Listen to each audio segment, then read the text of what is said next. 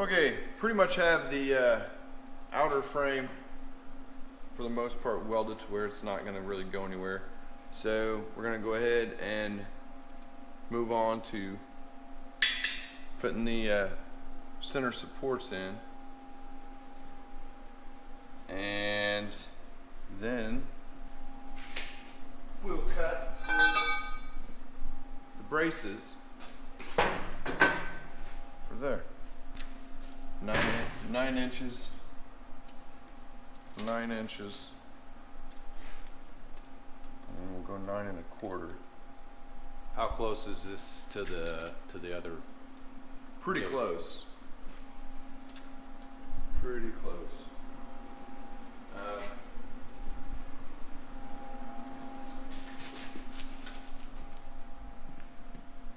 It's like 8 1/4. 8 1/4 tight. 8 1/4.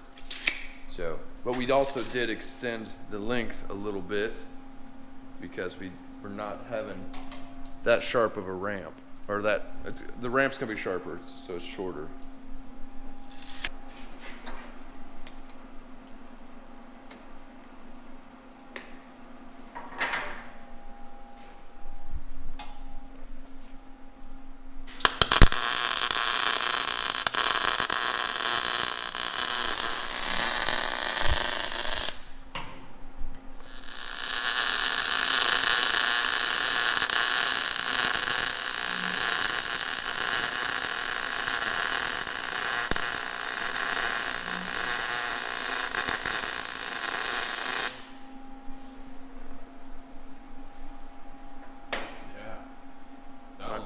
Finally getting her dialed in.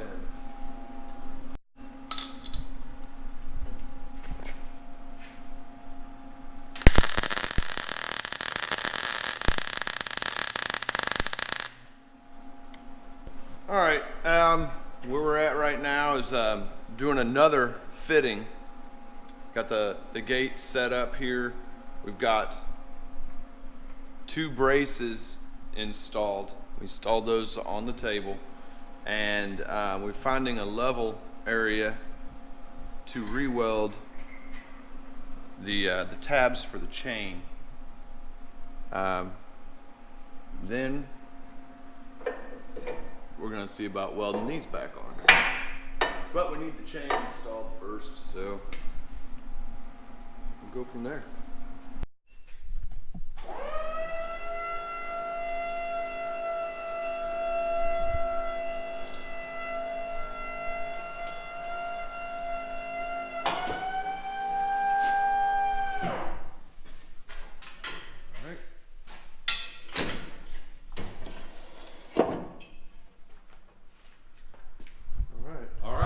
So, pretty much there.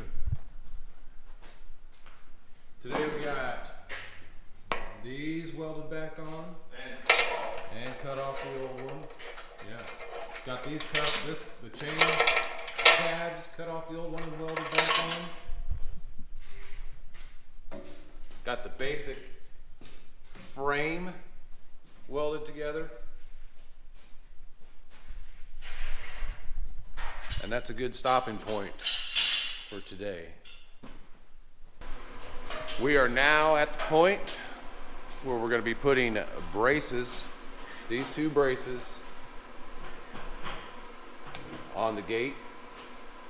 You're going to have to cut them. Chad will go over that and weld them in. Then we will move it and place it on the truck for the rest of the project. What are you thinking about this Forney welder? It's the first time really been using it. What are you thinking about it, Chad? Starting to get used to it. It's a different welder for me, but starting to get it dialed in though. Yeah.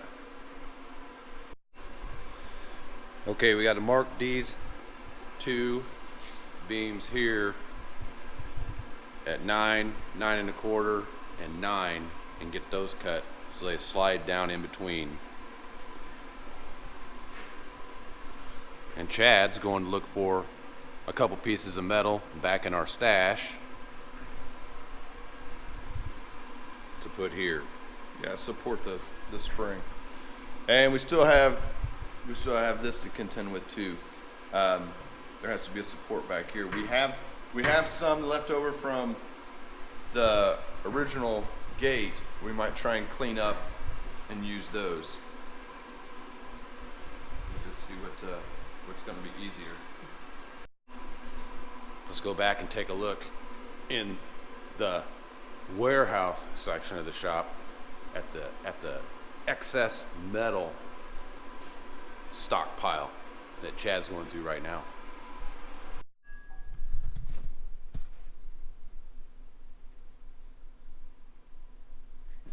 Well, we probably cut this around a little bit.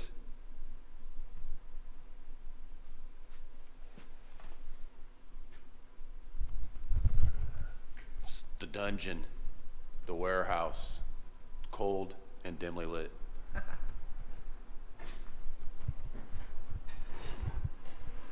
Okay, so what we're looking to do is we have to support the springs. This one's gonna be a little bit different because it's a universal kit. So the springs are a little bit not the same.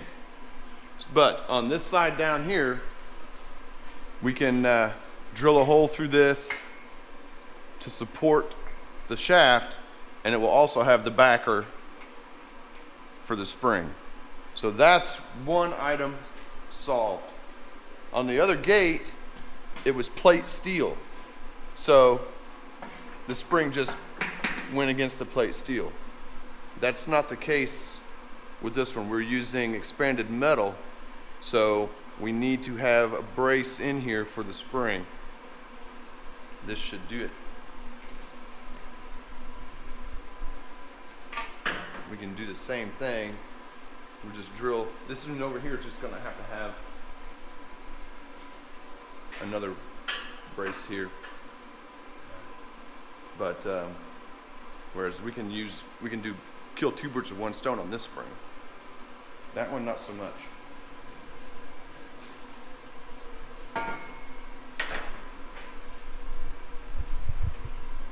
So the stockpile of metal paid off. What's that left? Is that left from building a frame for the plow? Or is that just something we've come across? I honestly have no idea. I can't remember. It's either a leftover from another project or something that someone's given us or something we found alongside the road. Who knows? Alongside the road. Possible.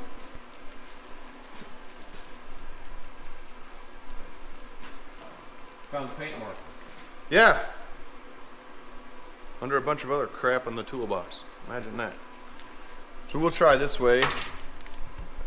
Don't know if it's going to work either.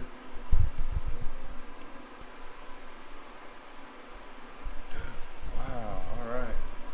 Yeah. We use the paint marker quite a bit. Absolutely. Not. Apply a liberal amount of paint.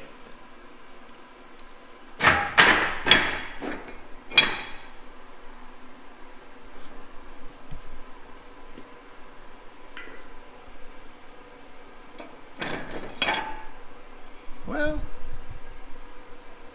about the same. It gives you something to go by. It does. It's cleaner than the grease. It is what it is. Half a dozen of one, 6 of another. 6 of one, half a dozen of another. You say tomato? Potato? Potato. Tomato. Tomato. All right, we are gonna move this over there and start setting it up. Got all this stuff nice and welded in. Woo-hoo! Spinach.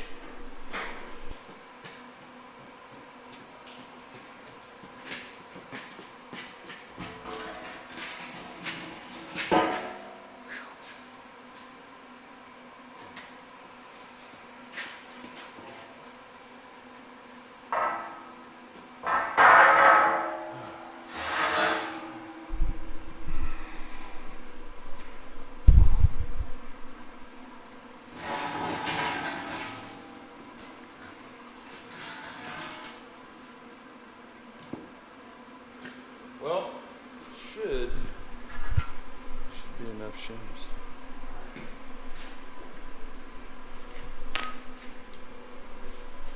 Guess we'll find out.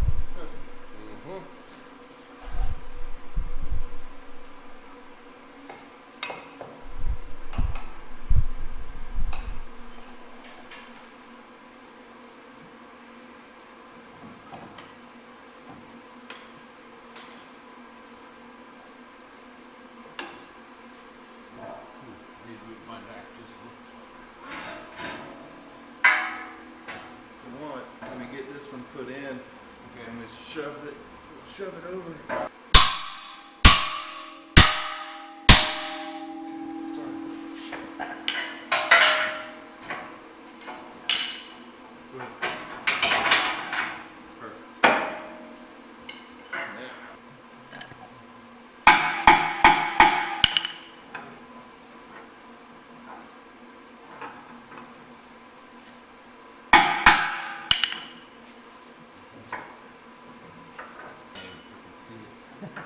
There we go.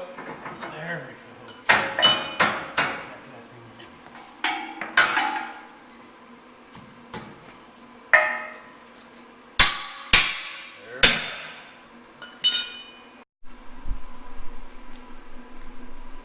So it looks like we got our spacing is good. Put these bolts in on the outside of it. I know. That's going to be fun. There's going to be some tension. But I don't really know how much tension because the gate's up. Right, it may not be that. Right. So we got the pins in. The washer here and the cotter pin on both sides.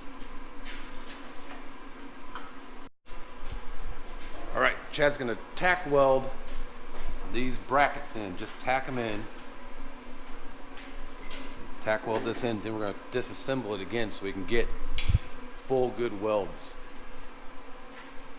All right, so we went ahead and disassembled the hinge, took the pins, the set screws out to slide everything back so that we could maneuver the spring out so that we could go ahead and weld in there. We knew that was where we wanted it. It's good to go. So we did that on both sides. Then reassembled everything and put a pipe wrench on there. And it actually moved a whole lot easier than what James or I either one thought. Maneuvered that around and put our bolt in and then released the pipe wrench and it's set. Let's show it working.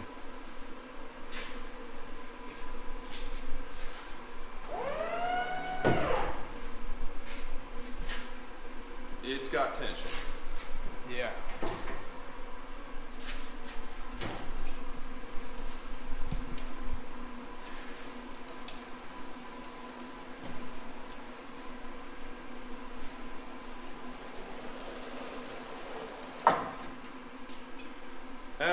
One reason why we decided to go ahead and keep the liftgate, obviously, is for lifting purposes, but this type of a liftgate, it doesn't fold under, so it's not really in the way for using a hitch, and you can also still load from the back with the forklift, so that you can get your pallet of bricks or stone or whatever. You don't have to load over the side. Still folds up out of the way for that.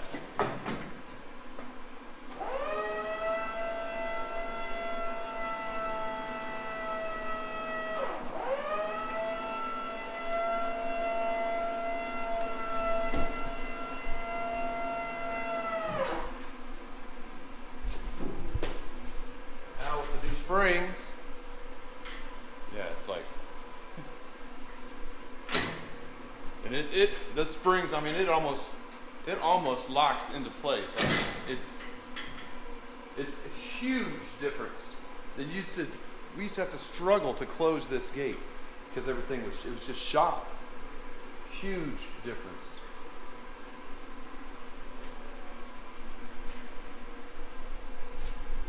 So all we got left is to weld. We got to weld on the back here, and then put the expanded metal on, and a couple little. There's some stuff needs to put in there. We have to weld the back on a lot of different things. Expanded metal. We still have to build the ramp. The ramp, yes. So, But yeah.